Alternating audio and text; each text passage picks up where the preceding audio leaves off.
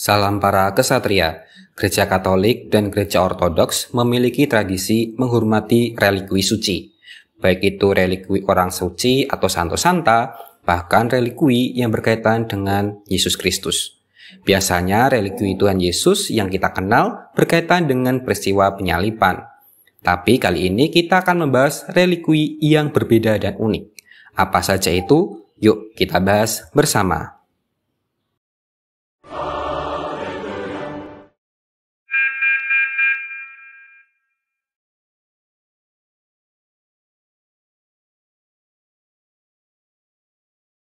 Terus terang ya, sebagai seorang Katolik, saya mengernyitkan dahi saat tahu pertama kali tentang relikui yang satu ini, yaitu kulit kulup Yesus.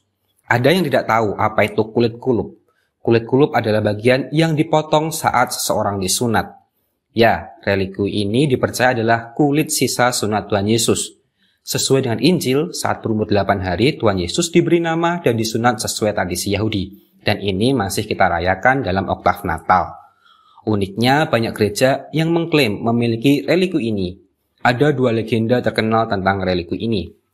Yang pertama, dimiliki oleh Santa Katarina dari Siena, yang mengaku menerima cincin perkawinan terbuat dari kulit kulup saat mengalami penglihatan perkawinan mistik dengan Tuhan Yesus.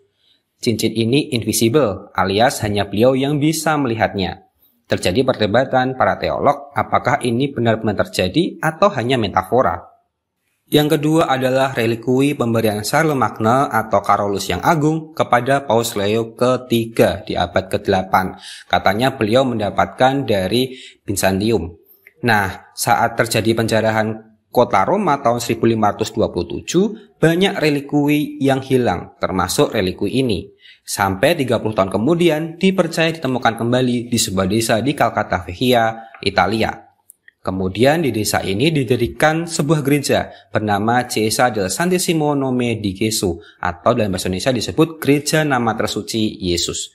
Sayangnya tahun 1983 relikui ini dinyatakan hilang. Oh iya, Paus Leo ke-13 sempat mengeluarkan dekret yang melarang pembicaraan relikui ini. Bahkan mengancam dengan hukuman ekskomunikasi, ya karena ini suatu semacam kult yang aneh. Nah, tentu saja hal ini ditentang oleh warga Calcata. Bahkan ada konspirasi hilangnya relikui ini di Calcata adalah campur tangan dari Vatikan. Oh iya, sebelum kita lanjutkan dengan relikui unik lainnya, jangan lupa untuk klik subscribe, like, komen, dan share. Jika ingin membantu pengembangan channel ini, kalian dapat bergabung menjadi kesatria atau klik tombol Super Thanks.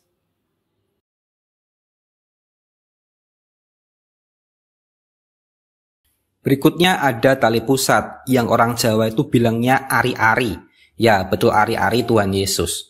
Legenda relikui ini juga penuh kontroversi. Selain kulit kulup, Vatikan juga konon disebut menyimpan tali pusat Tuhan Yesus di Basilika Santo Yohanes Lateran, meskipun tidak memajangnya secara umum.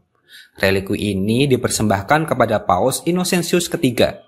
Saat dipersembahkan, beliau ini menjaga jarak dengan tidak begitu yakin dengan keasliannya. Beberapa gereja juga menyimpan relikui ini yang sama sekali tidak diyakini asal-usulnya. Jadi ya, kita masih pertanyakan asal-usul relikui ini.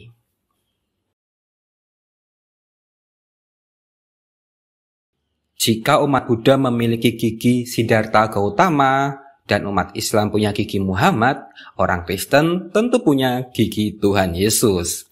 Yang spesial adalah gigi ini adalah gigi susu alias gigi saat masih anak-anak. Salah satu tempat yang dulu dipercaya menyimpan gigi susu Tuhan Yesus adalah Biara Santo Medard di Soissons dan Kapel Istana Versailles. Keduanya ini di Perancis. Saya tidak mendapat info lebih lanjut tentang keberadaan relikui ini. Tentu saja yang di Kapel Versailles kemungkinan hilang saat revolusi Perancis berlangsung.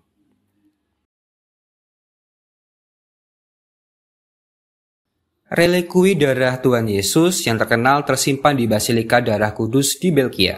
Asal-usul relikui ini berawal dari Thierry dari Alsace yang pulang dari Perang Salib Kedua dengan membawa relikui hadiah dari saudara iparnya, yaitu Raja Baldwin III dari Yerusalem. Menurut legenda, darah ini berasal dari Yusuf Arimatea yang memandikan Tuhan Yesus sebelum dimakamkan.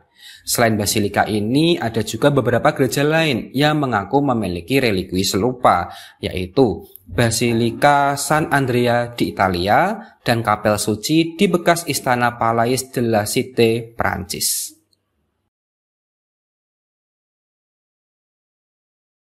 Legenda relikui air mata Tuhan Yesus berpusat pada kisah menangisnya Tuhan Yesus saat mendengar Lazarus meninggal. Relikui ini konon diterima oleh Geoffrey Martel sebagai hadiah atas perannya dalam perang salib tahun 1040. Kemudian relikui ini disimpan di Biara La Trinité atau Biara Tritunggal Maha Kudus. Namun seperti relikui-relikui lain di Perancis, kebanyakan itu hilang saat revolusi.